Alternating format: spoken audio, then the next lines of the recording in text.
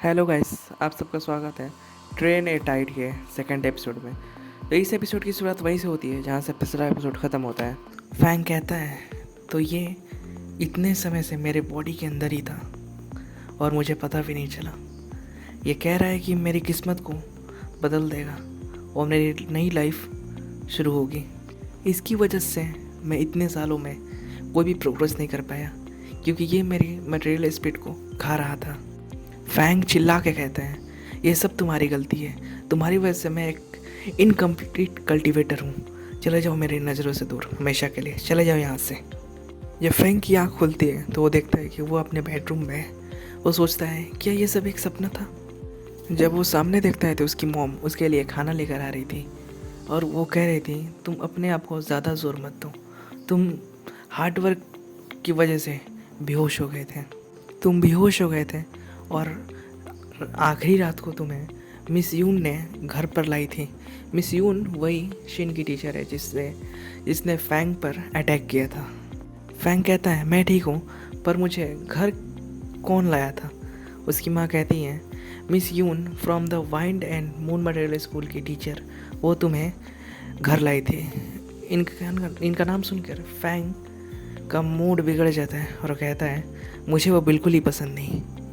उसकी माँ बोलती है, ऐसा बिल्कुल नहीं कहते, तुम्हें उनका शुक्रिया करना चाहिए कि वो तुम्हें घर तक लाई बेहोशी हालत में। तभी कोई कहता है, फैंग तुम एक बच्चे की तरह बर्ताव कर रहे हो। Yun wing from the wind and material art school ने तुम्हारी दोस्त वान शिन को स्टूडेंट के रूप में एक्सेप्ट कर लिया है और ये ब्रेकिंग न्यूज़ बन गई है मैंगलोर सिटी में। और ये फैंग के डैड हैं। वह कहते हैं, मैं करंट पैट्रियार्च हूँ फैंग फैमिली का और तुम भविष्य में बनने वाले। हमें वानशिन फैमिली में जाके उन्हें कॉन्ग्रेचुलेशन कहना चाहिए। फैंग सोचता है वही बात है जो उस टीचर ने फैंग को बोली थी। वो सोचकर कहता है, मुझे उस औरत से नफ़रत है। फैंग के डैड उससे कहते हैं, मुझे नहीं पता कि तुम्हारे साथ क्या हुआ है, पर तुम एक बात अपने दिमाग में बैठा लेना, फैन फैमिली के लोग कभी किसी के सामने झुकते नहीं, हम लोग निडर रहते हैं। फैंग कहता है, मुझे याद है डैड। सीन शिफ्ट होता है और कोई कहता है, सारे लड़कों में से सिर्फ वॉन फैमिली की वॉन शिनी सिलेक्ट हुई है the wind and moon material art school में जाने के लिए। कॉन्ग्रेचुलेशन। शिन के पिता कहते हैं, शुक्रिया, पर मेरी बेटी थोड़ी शरारती है तो मिस यून आपको उस पर थोड़ा ज़्यादा ध्यान देना होगा। उनमें से एक आदमी कहता है, काश मेरा बेटा भी किसी अच्छे स्कूल में जा पाता।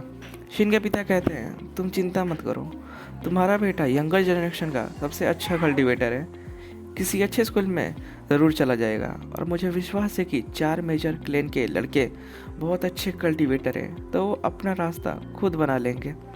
तभी गेट कीपर्स कहते हैं, फैन फैमिली के पैट्रियार्च आ रहे हैं। फैन के पिता आते ही कहते हैं, मुझे माफ़ करना, मैं थोड़ा लेट हो गया वान शाओ, और कॉन्ग्रेचुलेशन, तुम्हारी बेटी का एडमिशन हो गया। शिन फैन को देखते ही कहती है, आखिरकार तुम आ गए, तुम ठीक तो हो फैन।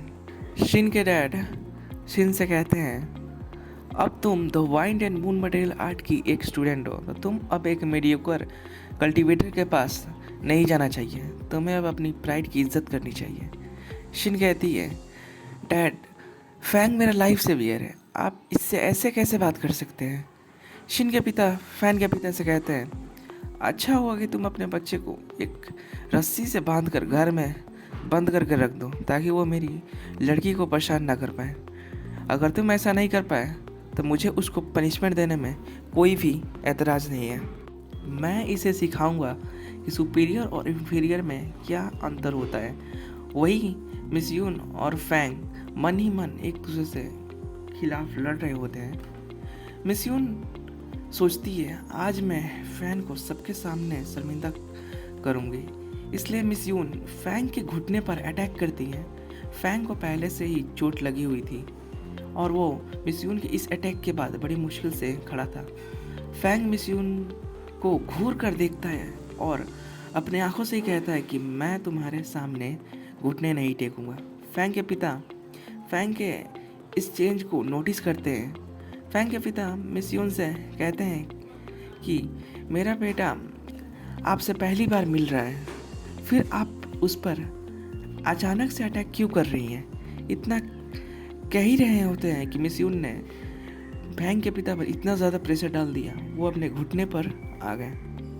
सारी नोबल फैमिली एक दूसरे के अगेंस्ट हैं, इसीलिए किसी ने भी मिस यून को नहीं रोका और सब पीछे खड़े होकर सिर्फ देखते रहे। मिस यून कहती हैं, मुझे लगा था कि तुम अपने बेटे से अच्छे होगे, लेकिन तुम अपने बेटे की तरह ही निकले।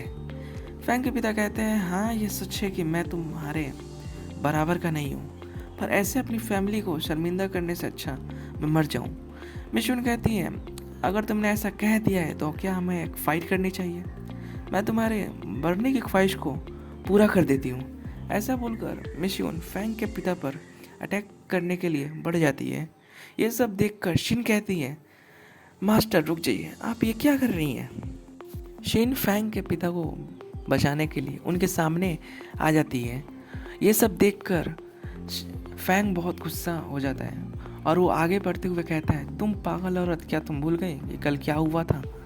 मिस यून सबके सामने शर्मिंदा नहीं होना चाहती थी, इसलिए वो रुक जाती है और अपने अटैक को पीछे ले लेती है। वो शिन से कहती है कि मैं तुम्हें इस बार जाने दे रही हूँ क्योंकि तुम मेरी स्टूडेंट हो और तुम भी एक आइस सिस्टम कल्टीवेटर हो। अगर तुमने ऐसा फिर से किया तो मैं तुम्हें अपने स्कूल से निकाल दूंगी। शिन के पिता कहते हैं, प्लीज़ मेरी बेटी को माफ़ कर दीजिए, वो एक भोली भाली लड़की है। मिस यून कहती है, हाँ ये सच है कि वो एक आइस कल्टीवेटर है और आइस सिस्टम कल्टीवेटर फ्यूचर में आगे जाकर राज करने के लिए ही बने हैं। सब लोग वहाँ पर कह रहे होते हैं कि शिन का फ्यूचर बहुत ब्राइट है, उसे इस फैंग के साथ नहीं घूमना चाहिए। अब फैंग कहता है मिस यून से, तुम पागल औरत, मेरी बात सुनो। मैं अभी जानता हूँ कि मैं तुम्हारे मैच नहीं हूँ, लेकिन मुझे सिर्फ 3 साल चाहिए। 3 साल के बाद तुम्हें मैं सब कुछ लौटा दूंगा जो तुमने आज मुझे दिया है।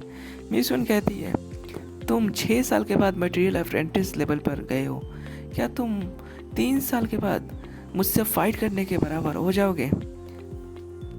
देखो एरोगेंट लड़के, तुम सिर्फ एक कचरा हो और कुछ नहीं। अगर तुम 3 साल के बाद मेरे एक अटैक को भी सह जाओ तो तुम जीत जाओगे। फैंग कहता है, मुझे पूरा विश्वास है कि 3 साल के बाद मैं तुम्हें एक अटैक में ही मार दूंगा और अगर मैं ऐसा नहीं कर पाया तो सबके सामने खुद को मार दूंगा। इसी के साथ ये एपिसोड यहीं पर ख़त्म होता है। अगर आपको वीडियो पसंद आई तो एक लाइक ज़रूर कीजिएगा और अगर चैनल पर नए तो चैनल को सब्सक्राइब ज़रूर कीजिएगा। मिलते हैं नेक्स्ट वीडियो में।